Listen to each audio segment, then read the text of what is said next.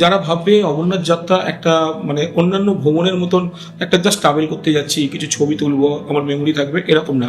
বা ফেসিলিটিস পাবো প্রচুর। হ্যাঁ, বা ফেসিলিটি পাবো প্রচুর, এরকম ভেবে যাবেন না।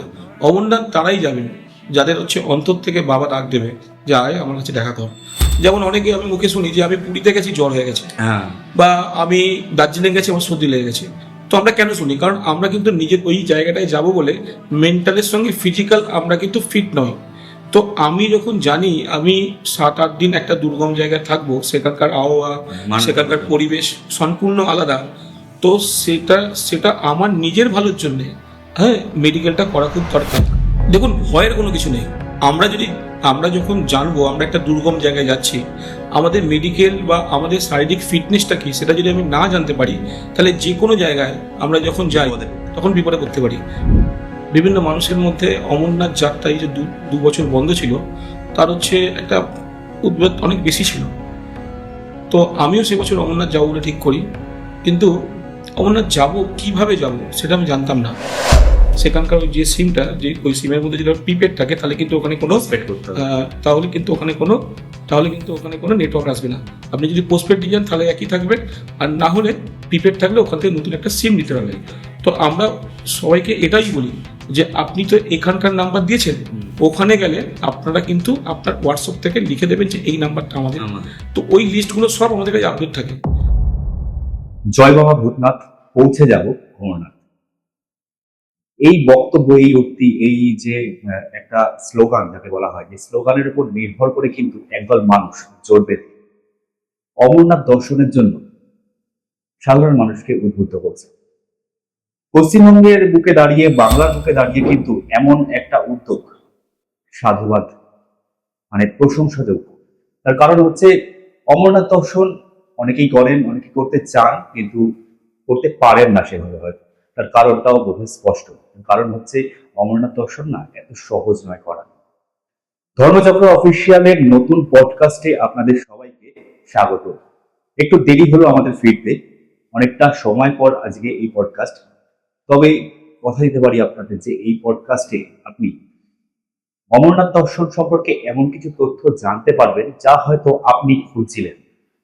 অমরনাথ দর্শনের সম্পূর্ণ গাইডেন্স, কি করে মেডিকেল হয়, কোন রুট ম্যাপে যাওয়া উচিত, কিভাবে হয় সবকিছু, মানে কিভাবে প্ল্যান করবেন, আপনার বয়স, আপনি যদি একটু প্রবীণ হন বা বৃদ্ধ হন সেক্ষেত্রে আপনি অমরনাথ দর্শন করতে পারবেন কিনা, সবকিছু, মানে মানুষের মনে যে কনফিউশন থাকে অমরনাথ দর্শনকে ঘিরে, তা সবকিছু আজকে আমাদের সঙ্গে এই পডকাস্টে আমাদের অতিথি হয়ে এসেছেন প্রসেনজিৎ হালদার। এই যে শুরুতে যে কথাটা বললাম যে জয় বাবা ভূতনাথ, পৌঁছে যাব অমরনাথ, গঙ্গার তীরে ভূতনাথ মন্দিরের কথা আমরা সবাই জানি। সেই ভূতনাথ মন্দিরকে সাক্ষী করেই অমরনাথ দর্শনের যে একটা প্রতিজ্ঞা নিয়েছেন প্রসেনজিৎ বাবুরা, তা কিন্তু শুরুতেই বললাম প্রশংসাযোগ্য। আর সেইটা কেন প্রশংসাযোগ্য, তার এর পিছনে উদ্দেশ্য কি, বা এই কাজটা তারা কেন করেন, কতদিন ধরে করেন, আর এছাড়া অমরনাথ দর্শনের বিভিন্ন হাল হকিকত সবকিছু পাবেন এই পডকাস্টে। তাই শেষ পর্যন্ত দেখবেন আর জানাবেন আপনাদের মতামত। প্রসেনজিৎ বাবুর নাম্বার আমাদের ভিডিওর নিচেই দেওয়া থাকবে, ফোন করেও আপনারা যোগাযোগ করতে পারেন। চলুন শুরু করা যাক আজকের এই পডকাস্ট। নমস্কার প্রসেনজিৎ বাবু, ধর্মচক্র অফিসিয়ালের আমাদের পডকাস্টে আপনাকে স্বাগত। আপনাদের যে মানে যে গ্রুপ, যা বলা যায় যে সদস্য, যেভাবে আপনারা অমরনাথ যাত্রার জন্য, অমরনাথ দর্শনের জন্য মানুষজনকে যে নিয়ে যান, তার উদ্দেশ্য কিভাবে শুরু হলো, যদি আমাদের মানে বলেন যে কিভাবে শুরু হলো আর এটার উদ্দেশ্য কি, মানে কেন করেন? প্রথমে আপনাকেও নমস্কার, এরকম একটা অনুষ্ঠানে আমাকে ডাকার জন্যে। এখানে আসার ফলে আমাদের যে উদ্দেশ্য, সেই উদ্দেশ্য আরও বিভিন্ন মানুষের কাছে পৌঁছে যাবে, সেটা আমাদেরও সুবিধা হবে এবং অমরনাথ তীর্থযাত্রীদের জন্য তাদের তো একটা ভালো হবে। তো এইরকম একটা অনুষ্ঠানে আপনি আমাদেরকে নিয়ে এসেছেন বা আমাদের সঙ্গে সময় দিয়েছেন, এর জন্য আপনাদের কাছে আমরা কৃতজ্ঞ। শুরু করি। অমরনাথ যাত্রা নিয়ে আমাদের ভাবনা ছিল প্রায় 2022 থেকে। 2022-এ যখন লকডাউনের পরে, তো প্রথম অমরনাথ যাত্রা শুরু হয়। 2020 হয়নি, 2021-এ হয়নি। বিভিন্ন মানুষের মধ্যে অমরনাথ যাত্রা এই যে 2 বছর বন্ধ ছিল, তার হচ্ছে একটা উদ্বেগ অনেক বেশি ছিল। তো আমিও সে বছর অমরনাথ যাবো বলে ঠিক করি, কিন্তু অমরনাথ যাব কিভাবে যাব সেটা আমি জানতাম না। একটা সময় আমি একটা নতুন বাইক কিনেছিলাম, আচ্ছা তো কিছু খরচা কমানোর জন্য আমি মাঝে মাঝে ক্যাব রাইড করতাম। আচ্ছা তো সেরকমই একটা সূত্রে, সেটাই বাবা হয়তো সেরকম চেয়েছিলেন, সেরকমই একটা সূত্রে একজন একজন একজন ডক্টর আমার বাইকে উঠেছিল এবং তিনি আরজি করে নেমেছিলেন। আমি ওনাকে জিজ্ঞেস করলাম এখানে অমরনাথ যাত্রার জন্য কোথায় ফর্ম পাওয়া যাচ্ছে বা কোথায় মেডিকেল করা যায়। তো উনি আমাকে সুপারের ঘরে বলেছিল। আমি সুপারের ঘরে গিয়ে দেখলাম একটা নোটিশ টাঙানো আছে যে অমরনাথ যাত্রার জন্য এখান থেকেই পারমিট পাওয়া, এখান থেকেই পারমিটের জন্য মেডিকেল টেস্ট করানো হচ্ছে এবং মঙ্গলবার এবং শুক্রবার। সেই খবরটা শুনে আমি খুব ভালো লাগলো এবং সেখান থেকেই ঠিক করলাম যে এই যে তথ্যটা যে আমাদের মেডিকেল টেস্ট হবে এই আরজি করে, কখন হয় না হয় এটা হয়তো অনেকে জানে না। জানি না তো তখন থেকেই আমি ভাবলাম এই তথ্যটা আমি ছড়াবো। তো আমি এই তথ্যগুলোকে জোগাড় করলাম, আমি নিজে একটা ভিডিও করলাম যে আরজি করে প্রত্যেক মঙ্গলবার এবং প্রত্যেক শুক্রবার অমরনাথ যাত্রার জন্য কম্পালসারি মেডিকেল শুরু হয়ে গেছে। এবং প্রসেসটা কি সেটা আমি ওখানকার যে সুপারের ঘরের বাইরে যিনি বসে থাকেন তাকে জিজ্ঞেস করেছিলাম, তিনি আমাকে বুঝিয়ে বলেছিলেন। এই সমস্ত প্রসেসটাও আমি বলেছিলাম। তো ওটা থেকে শুরু হলো আমার এই অমরনাথ যাত্রার জন্যে মানুষকে কিভাবে উৎসাহিত করা যায় এবং সহজে কিভাবে যাওয়া যায়, সেটাই ছিল আমাদের প্রথম ভিডিও। এরকম ধীরে ধীরে আমি যখন অমরনাথ যাত্রা 2022-এ করি, প্রথম বার আমার আরজি করে কিন্তু আমি ডিসকোয়ালিফাই হয়ে যাই, মানে আমাকে মেডিকেল অ্যালাউ করেনি। তারপর আমি বড়নগরে গেলাম, ওখানেও মেডিকেল অ্যালাউ হয়ে, তারপরে যখন আমি বড়নগরে গেলাম ওখানে আমি মেডিকেল অ্যালাউ হয়েছিলাম, Baranagar state general. Baranagar state general hospital. এবং দেখলাম কি দুটো হসপিটালে ভিন্ন রকমের কিন্তু পদ্ধতি, এরকম নয় যে আমাদের আগে একটা কথা বলুন, আমি জিজ্ঞেস করছি, সেটা হচ্ছে যে এই যে দুর্গম জায়গায় কৈলাসের ক্ষেত্রে আমরা দেখি কৈলাস যাত্রা বা এই অমরনাথ যাত্রা, মানে দুর্গম জায়গায় মানুষের ফিটনেস মানে জরুরি কেন? মানে জরুরি মানে সেই পরিবেশের সঙ্গে সাস্টেন করার জন্য জরুরি আমরা জানি, কিন্তু জরুরি মানে এই যে রুলস রেগুলেশন যেটা বলছেন দুটো হাসপাতালের ক্ষেত্রে আলাদা, সেই আলাদাটা তৈরি করে কে? মানে গাইডলাইন্স নিশ্চয়ই কোনো একটা কেন্দ্র থেকে রয়েছে বা সেন্ট্রাল থেকে রয়েছে। এটাকে কিন্তু মেনটেন করে শ্রী অমরনাথ জি সাইন বোর্ড বলে একটা ট্রাস্টি বোর্ড আছে। আচ্ছা এটা মোটামুটি 2000 সালে এটা গঠিত হয়। অমরনাথ যাত্রা সংক্রান্ত যত রুল রেগুলেশন সমস্ত কিছু কিন্তু ওনারাই ঠিক করে, ঠিক করবেন। এবং সরকারি গভর্নমেন্ট বডির সঙ্গে ওরা মিটিং করে সমস্ত কিছু ঠিক করে। সাধারণত এখানে 14 বছর থেকে 70 বছর পর্যন্ত মানুষরা কিন্তু এখান থেকে মানে এই বয়সের মধ্যে মানুষরা কিন্তু অমরনাথ তীর্থযাত্রা করতে পারে, যবে থেকে শ্রী অমরনাথজি সাইনবোর্ড এই তৈরি হয়েছে। আর ফিজিক্যাল ফিটনেসের কথা বলছেন, দেখুন আমরা তো সমতল জায়গা থাকি, ভারতবর্ষ বৈচিত্র্যময়, কেউ মরুভূমিতে থাকে, কেউ আবার সমুদ্র উপকূল অঞ্চল থাকে, কেউ সমতলে থাকে, কেউ মালভূমি থাকে। একটা পাহাড়ে আমরা যাচ্ছি, একটা আলাদা ওয়েদার, আলাদা পরিবেশ। আমরা যে জায়গায় থাকি সেই জায়গায় অক্সিজেনের মাত্রা অনেক বেশি। আর যখন আমরা পাহাড়ে যাচ্ছি, আমরা ওখানে ট্রেক করতেই যাচ্ছি, তো আমরা যদি নিজেরাই জানতে না পারি যে আমাদের শরীরের মধ্যে কি কি অসুবিধা আছে, সেই জিনিসটাকে আমরা জানতে পারি যাওয়ার আগে। একদম। তো হয়তো মেবি এইরকমই কোনো কিছু একটা চিন্তা ভাবনা করে ওরা মেডিকেলটাকে তৈরি করে এবং কিছু কিছু প্যারামিটার ঠিক করে যে এই জিনিসগুলো কিন্তু মাস্ট। যেমন অমরনাথ যাত্রার জন্য আমি বিভিন্ন হসপিটালে যেরকম ঘুরেছিলাম, তো তার থেকে মোটামুটি 4-5টা জিনিস আছে যেগুলো কিন্তু সমস্ত হসপিটালে দেখে। একটা হচ্ছে ব্লাড পরীক্ষার মধ্যে আপনার সিবিসি দেখে, এছাড়া ইউরিন, এছাড়া হচ্ছে এক্স রে, পিএ ভিউ আর ইসিজি। এই 4টে জিনিস কিন্তু প্রত্যেকটা হসপিটালে কমন। ঠিক আছে, সে জেলা হসপিটাল হোক বা সদর হসপিটাল হোক বা শহরে সুপার ফ্যাসিলিটি হসপিটাল হোক।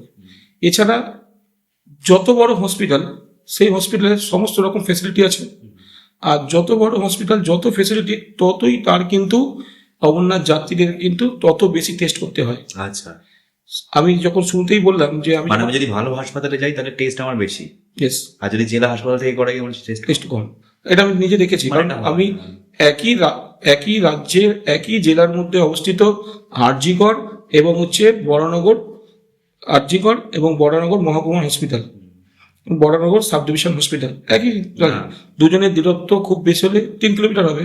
কিন্তু আমি আরজি করে দেখলাম যতগুলো টেস্ট আছে তার থেকে প্রায় 5-6টা টেস্ট কম হচ্ছে এই বরানগর স্টেট হসপিটাল।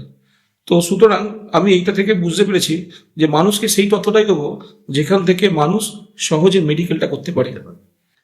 আচ্ছা, মেডিকেল যখন মানে মেডিকেল তো একটা পার্ট, অবশ্যই মেডিকেলের ব্যাপারটা সাধারণ মানুষ মানে যারা ধরুন নর্মাল ট্যুর করতে চাইছেন, অমরনাথ যাত্রা ট্যুর করতে মানে আধ্যাত্মিক ব্যাপার যেমন থাকে, তার সঙ্গে একটা প্রাকৃতিক সৌন্দর্য থাকে, তার সঙ্গে যখন চলে আসে একটা ট্যুর যখন আমি করব, তখন তার আগে একটা মেডিকেল টেস্ট করতে হবে। সাধারণ মানে যারা পর্যটক তারা হয়তো সেখানে পিছিয়ে যায় অনেক ক্ষেত্রে। মানে আমি বলছি না যে আধ্যাত্মিক যাদের ইচ্ছা থাকে তারা অবশ্যই শেষ পর্যন্ত করে, কিন্তু কোথাও মেডিকেল করাতে হবে, যদি সেখানে পাস না করি কিংবা এখানে কি হবে, এরকম একটা ভয় কাজ করে। তো সেক্ষেত্রে তুমি মানে কিভাবে গাইড করবে? দেখুন, ভয়ের কোনো কিছু নেই। আমরা যখন জানবো আমরা একটা দুর্গম জায়গায় যাচ্ছি, আমাদের মেডিকেল বা আমাদের শারীরিক ফিটনেসটা কি সেটা যদি আমি না জানতে পারি, তাহলে যে কোনো জায়গায় আমরা যখন যাই বিপদে পড়তে পারি। তখন বিপদে পড়তে পারি। যেমন অনেকে আমি মুখে শুনি যে আমি পুরীতে গেছি, জ্বর হয়ে গেছে, হ্যাঁ, বা আমি দার্জিলিং গেছি, আমার সর্দি লেগে গেছে। তো আমরা কেন শুনি? কারণ আমরা কিন্তু নিজের ওই জায়গাটায় যাব বলে মেন্টালের সঙ্গে ফিজিক্যাল আমরা কিন্তু ফিট নই। তো আমি যখন জানি আমি 7-8 দিন একটা দুর্গম জায়গায় থাকবো, সেখানকার আবহাওয়া, মানতে সেখানকার হবে। পরিবেশ সম্পূর্ণ আলাদা, তো সেটা আমার নিজের ভালোর জন্য, হ্যাঁ, মেডিকেলটা করা খুব দরকার। আর এখানে কিন্তু খুবই সাধারণ মেডিকেল। আপনাকে দেখবে যে আপনার ব্লাডে কতটা সুগার আছে, আপনাকে দেখবে যে আপনার প্রেশার কি আছে, এগুলো নর্মাল। অনেক মানুষ আছে যারা গ্রাম বাংলায় প্রত্যন্ত এরিয়া থাকে, তারা কোনোদিন ওই আমাদের শহরের মানুষের মতন বছরে একবার করে ফুল বডি করায় না। মেডিকেল চেক আপ হয়তো করায় না। তো এই অমরনাথ যাবে বলে হয়তো তাদের এই সুযোগটা এসে গেল যে সরকারি হসপিটালে সম্পূর্ণ বিনা পয়সায় ফুল বডি চেক আপ সম্পূর্ণ হয়ে যাচ্ছে। এবং যদি আমার মনে হয় মেডিকেল চেক আপ করতে গিয়ে যে আমার শরীরের কোনো একটা জায়গায় বা আমার আচ্ছা, সরকারি হাসপাতালে এগুলো ফ্রি মানে বিনামূল্যে হচ্ছে? সরকারি হসপিটালে এটা বিনামূল্যে আমি হয়। যদি যাই হাসপাতালে বলি অমরনাথ যাত্রার জন্য ফিজিক্যাল চেক আপ করাবো, তাহলে আমাকে ওটা বিনামূল্যেই করতে হবে, টাকা পয়সা লাগবে না? হ্যাঁ, সরকারি হসপিটালে আপনি যখন যাবেন টিকিট কাটবেন তখন আপনাকে বলতে হবে সেই অমরনাথজি তীর্থযাত্রার জন্য আমি এখানে কম্পালসারি হেলথ সার্টিফিকেট করতে এসেছি। আচ্ছা। এটা শোনাই মাত্র ওনারা আপনাকে একটা টিকিট দেবে এবং আপনাকে একটা, বিভিন্ন হসপিটালে বিভিন্ন নিয়ম আছে।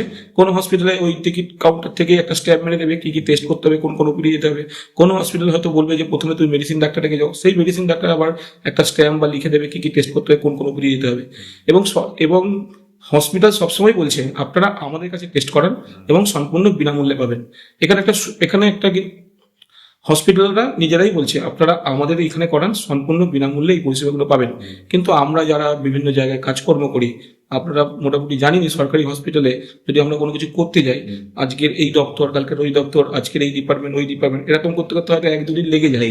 সেই কারণে যারা শহরের ব্যস্ততম দিন, সেই কারণে যারা ব্যস্ততম বিভিন্ন কাজকর্ম করে, তারা কিন্তু তাদের কাছে একটা অপশন রয়েছে, আইদার সরকারি হসপিটালে করুন, এটা সম্পূর্ণ ফ্রি, আর না হলে আপনি বাইরের টেস্টগুলো করে নিয়ে আসতে পারেন। বাইরে টেস্ট করিয়ে কোথায় জমা দেবে? বাইরের টেস্টগুলো করিয়ে ওই হসপিটালে জমা দিতে হবে, আচ্ছা, হসপিটালই অলরেডি সার্টিফিকেট করবে? হসপিটালই সার্টিফাই করবে। আর অমরনাথ যাত্রার জন্য শুধুমাত্র গভর্নমেন্ট হসপিটালই কিন্তু শিক্ষিত, এবং এরকম নয় যে পশ্চিমবঙ্গের সমস্ত গভর্নমেন্ট হসপিটাল শিক্ষিত। এরিয়া ভিত্তিক নির্দিষ্ট কিছু কিছু হসপিটাল সেটাই শিক্ষিত, মানে সব হসপিটাল শিক্ষিত নয়। আর অনেকে হয়তো এটা ভাবছে যে আমাকে তো মেডিকেল টেস্ট করতে হবে, আমি বেসরকারি কোনো বড় মাল্টি ফ্যাসিলিটি হসপিটালে গিয়ে করব, সেটা কিন্তু সম্ভব নয়, কারণ তারা শিক্ষিতই নয়, তারা সার্টিফাই করতে পারে। তারা সার্টিফাই করবে না। আরেকটা অন্য প্রসঙ্গে আসছি, মানে যেহেতু এই কথাটা আসছে যে অমরনাথ যাত্রার সঙ্গে কাজ করে একটা কোথাও মেডিকেল, মানে একটা এরকম ব্যাপার থাকে, অমরনাথ দর্শনে যাওয়ার পরে বিপদ হয়, অনেক কিছু অনেক সময় হয়, যারা ওখানে সাস্টেন করতে পারেন না। তবে এই যে আপনাদের যে গ্রুপ, যেখানে আপনারা বিভিন্ন মানুষকে গাইড করেন যে জয় বাবা ভূতনাথ নিয়ে চলো অমরনাথ, সেখানে আপনারা মানে কি বলে মোটিভেট করেন? মানে আপনাকে যদি খুব সহজে 2-3টে প্রশ্ন করি, যে বলি যে আপনি কাদের বারণ করবেন যে তারা অমরনাথ যাওয়া তাদের জন্য সেফ নয়, বা তারা চাইলেও মানে মানুষ দেখে তো আপনারা বুঝতে পারেন প্রচুর মানুষ আপনাদের সঙ্গে যোগাযোগ করছেন, কারণ এমন কোনো মানুষ আপনার অভিজ্ঞতা হয়েছে যাকে আপনি বলেছেন যে না, আপনি অমরনাথ যাওয়া আপনার ঠিক হবে না? না, আজ পর্যন্ত আমি কাউকে বলিনি অমরনাথ যাওয়া আপনার ঠিক হবে না, কিন্তু আপনি যখন বলছেন আমি বলছি তারাই অমরনাথ, মানে যারা অমরনাথকে, যাদেরকে যেতে আমি অমরনাথ যেতে বারণ করব, যারা ভাববে অমরনাথ যাত্রা একটা মানে অন্যান্য ভ্রমণের মতন একটা জাস্ট ট্রাভেল করতে যাচ্ছি, কিছু ছবি তুলবো, আমার মেমোরি থাকবে, এরকম না, বা ফেসিলিটিস পাবো প্রচুর, হ্যাঁ, বা ফেসিলিটি পাবো প্রচুর, এরকম ভেবে যাবেন না। অমরনাথ তারাই যাবেন যাদের হচ্ছে অন্তর থেকে বাবা ডাক দেবে যে আয় আমার কাছে দেখা কর। আপনি যখন ভাববেন আমি অমরনাথ যাব বলে ঠিক করবেন, এই জিনিসটা যখন আপনার মন থেকে আসবে, তখন আপনি আর আপনি থাকবেন না।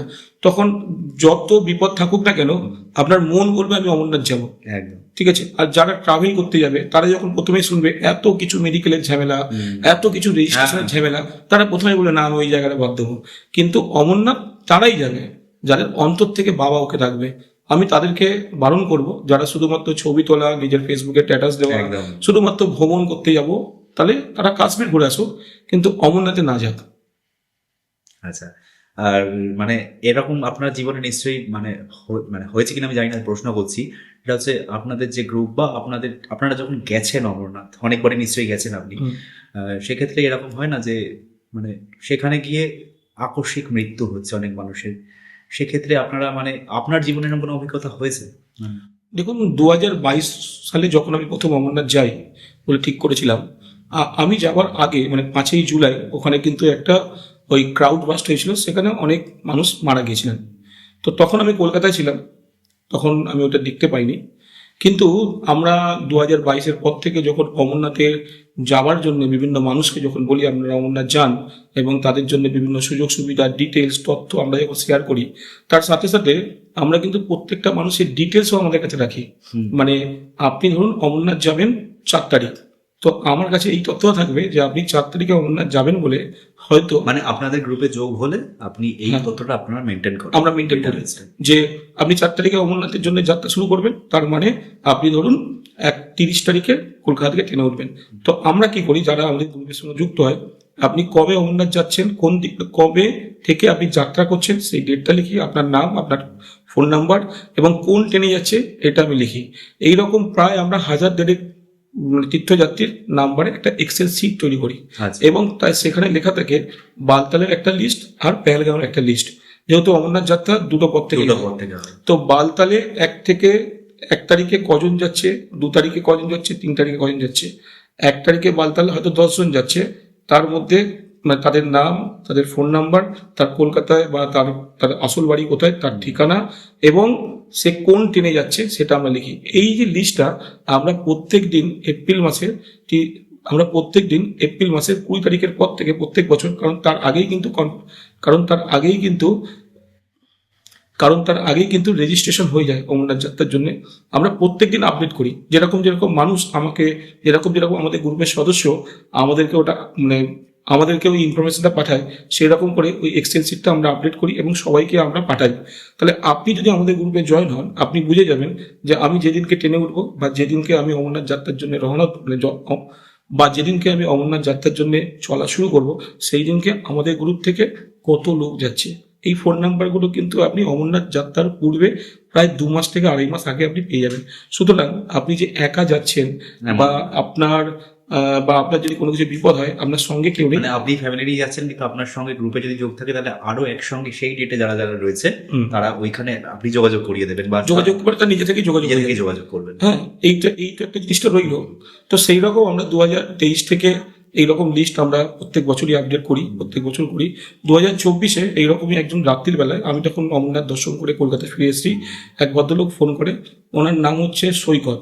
তো উনি আমাকে ফোন করে আমাকে বলেছে যে দাদা একটা খুব বিপদ হয়ে গেছে। আমি বললাম কি বিপদ হয়েছে? তখন আমি জাস্ট অফিস থেকে বাড়িতে এসেছি। কি হয়েছে?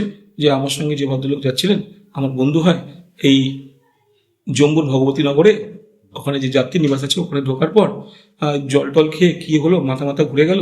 তারপরে ওখানকার লোকাল ডাক্তাররা ওকে দেখলো, তো সঙ্গে সঙ্গে প্যারালাইজ হয়ে গিয়ে তারপর এক্সপায়ার হয়ে গেছে। এই গল্পটা মানে এই কথাটা শুনে যে কতটা প্যাথেটিক, মানে আমাদের গ্রুপটা আমাদের ফ্যামিলি। আমরা মোটামুটি আগস্ট মাসে যতক্ষণ না পর্যন্ত অমরনাথ যাত্রা শেষ হচ্ছে এবং সম্পূর্ণ যতক্ষণ না পর্যন্ত আমাদের গ্রুপের তীর্থযাত্রীরা ফিরে আসে, ততক্ষণ পর্যন্ত আমার, জয়ন্তর, মিঠুর সবার চিন্তা থাকে। আমরা সবাই কিন্তু প্রত্যেক দিন প্রতিটা তীর্থযাত্রীকে একবার করে ফোন করার চেষ্টা করি যে ভাই তুমি আজকের কোথায় আছো, তুমি জম্মুতে নেমেছো কিনা। যেই মুহূর্তে জম্মুতে নামবে সেই মুহূর্তে আমাদের দায়িত্ব অনেকটা হালকা।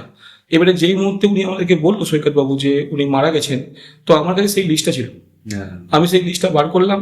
আমি দেখলাম অমুক দিনকে কারা কারা জম্মুতে থাকার কথা, তাদেরকে সবাইকে ফোন করলাম। এবং আপনি হয়তো জানেন যে আমরা যখন জম্মু কাশ্মীরে যাই অন্যান্য স্টেট থেকে, তখন ওখানকার যে সিম থাকে, সিম মানে যদি সেখানকার ওই যে সিমটা, যে ওই সিমের মধ্যে যদি প্রিপেড থাকে তাহলে কিন্তু ওখানে কোনো Postpaid করতে হবে। তাহলে কিন্তু ওখানে কোনো নেটওয়ার্ক আসবে না। আপনি যদি পোস্টপেড দিয়ে যান তাহলে একই থাকবে, আর না হলে প্রিপেড থাকলে ওখান থেকে নতুন একটা সিম নিতে হবে। তো আমরা সবাইকে এটাই বলি যে আপনি তো এখানকার নাম্বার দিয়েছেন, ওখানে গেলে আপনারা কিন্তু আপনার হোয়াটসঅ্যাপ থেকে লিখে দেবেন যে এই নাম্বারটা আমাদের। আমাদের। তো ওই লিস্টগুলো সব আমাদের কাছে আপডেট থাকে। আচ্ছা। তো সেই রাত্রে আমি ফোন করলাম, সেই সময় ওখানে উপস্থিত ছিল, সেই রাত্রে আমি ফোন করলাম, সেই সময় ওখানে উপস্থিত ছিল তমলুক থেকে রাজু বলে একজন ছেলে ছিলেন, পেশায় মেরিন ইঞ্জিনিয়ার, ঠিক আছে, উনি ছিলেন ওখানে, জম্মুতে ছিলেন। আরেকজন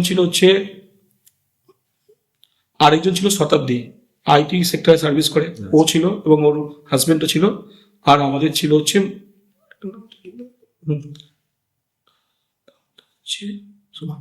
আরেকজন ছিল সোমা, একজন সমাজকর্মী। ওরা তিনজন ওখানে ছিল। আমি ওদেরকে ফোন করেছিলাম ওই লিস্টটা দেখে। ফোন করার পর ওনারা বলল, দাদা কোনো চিন্তা নেই, আমি যাচ্ছি। আমি বললাম, প্রথমে তোমরা ওই ভদ্রলোকের পাশে যান, সৈকত বাবুর কাছে। আমি বললাম, প্রথমে তোমরা সৈকত বাবুর পাশে গিয়ে দাঁড়াও, খালি আর কিছু করার দরকার নেই। সৈকত বাবুর কাছে গিয়ে বললো, দাদা আপনি একা নন, সঙ্গে আছে। সঙ্গে আমরা আরো তিনজন আছি। ওদের কিন্তু দর্শন হয়ে গেছে, সুতরাং ওপরে যাওয়ার কোনো তাড়া নেই, ব্যাপার। বাড়িতে ফিরবে। তো তখন ওরা দাঁড়িয়ে থেকে তার পরের দিনকে সমস্ত মেডিকেল প্রসেস, ওখানকার